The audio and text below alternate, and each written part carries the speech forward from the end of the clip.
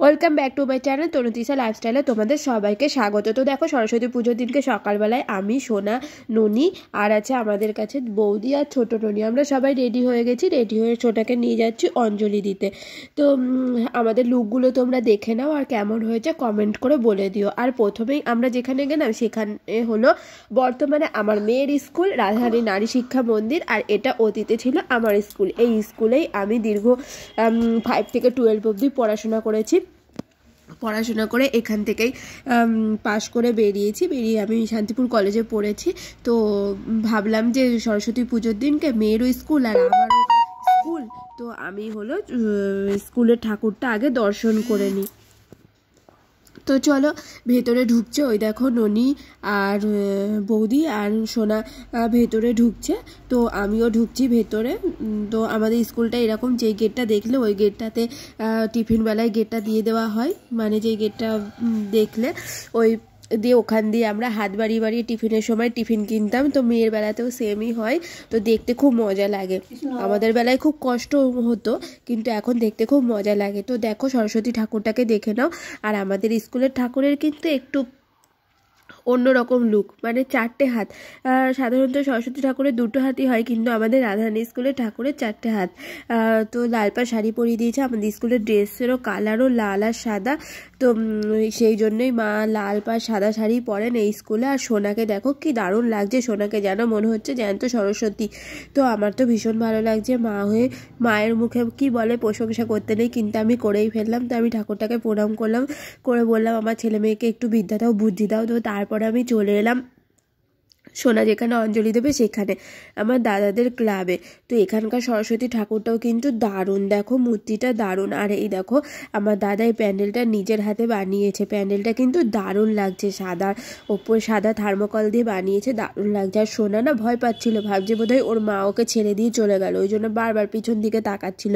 তো আমি বললাম না না আমি আছি, তুই শান্ত মনে ভালো করে অঞ্জলিটা দে, আমি আছি। या सन्निध्यो या सन्निरुद्धो एवत्तस्तं मुमु पूजा ज्ञानो।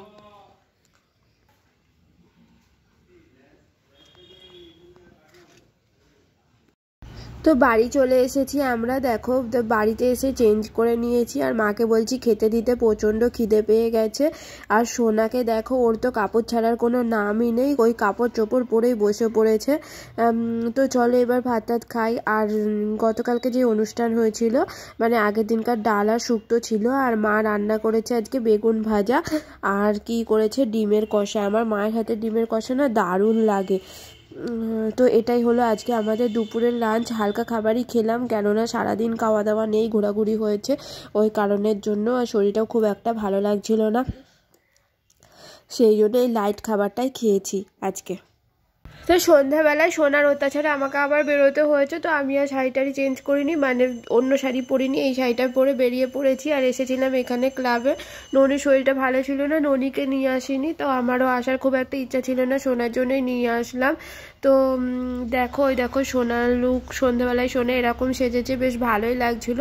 আর চলো রাতের আলোতে ঠাকুরটাকে কীরকম লাগছিল সেটাও তোমাদেরকে দেখিয়ে দিই, বেশ সুন্দর লাগছিল।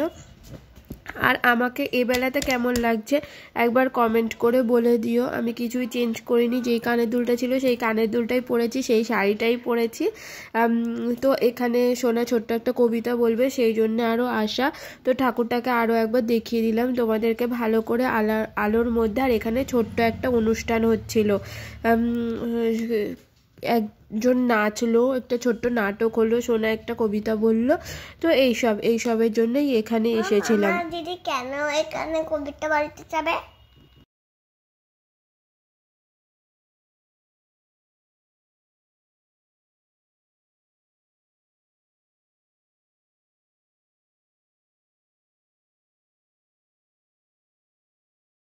তো দেখো কয়টুকুনি পুচকে একটা মেয়ে নাচার জন্য রেডি, তো নেচেছিল। আমি গানটা দিতে পারলাম না, গানটা দিলে যদি কপিরাইট চলে আসে, ওই জন্যে। তো ও কিন্তু ভীষণ সুন্দর নেচেছিল। কি পোস্তদের ডাক দিয়েছে, আই গো তোরা আই, এই গানটাতে। তো আই রে ছুটে আই, আমি সরি ভুল বলে ফেলেছিলাম।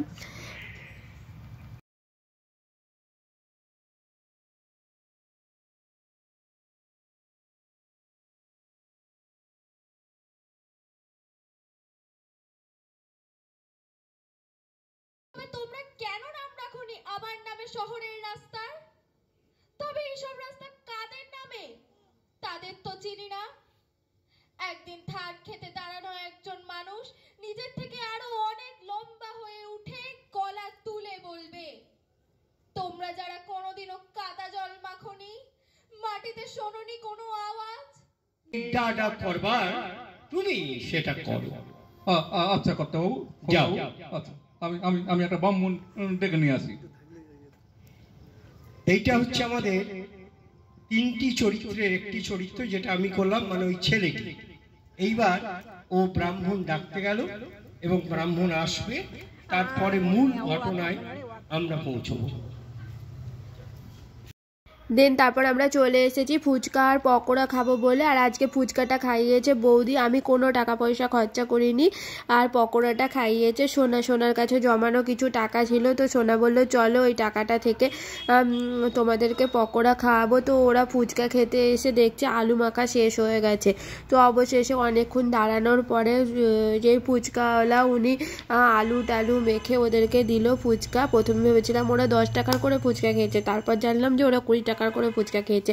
আর এই দেখো পকোড়া, 3 জনের জন্য 3 প্লেট পকোড়া। পকোড়াটা কিন্তু দারুণ ছিল, বেশ ভালো ছিল। আর এইখানকার পকোড়া আমি প্রায় খাই, আমার কিন্তু খুব ভালো লাগে এখানকার পকোড়াটা। তো এই ছিল আমার সরস্বতী পুজোর দিনটা। তো তোমাদের যদি ভিডিওটা ভালো লাগে লাইক কমেন্ট শেয়ার ফলো করে দিও, আর আমার চ্যানেলটাও সাবস্ক্রাইব করে দিও। Tata, bye bye.